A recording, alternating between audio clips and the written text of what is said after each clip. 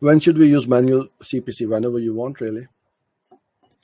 With manual CPCs, with the bidding, with the way the algorithm and the AI is, why do all the heavy lifting?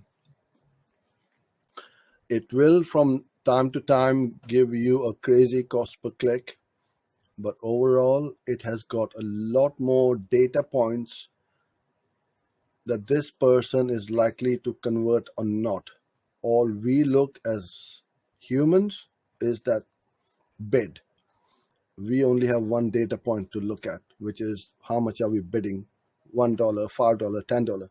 Whereas the smart bidding has got thousands, tens of thousands of data points they're looking at, and they are going to bid more aggressively if Google thinks that that person is likely to convert, and bid less aggressively if they think they are not likely to convert. So you can use both as well and try it out. Quite often we will run a manual campaign as well as a target CPA running, side by side, and see which one is performing best. And as always, I'm going to say, look, test it out. I know everybody says the same thing, but they say it for a reason, that you've got to run it, you've got to spend some money.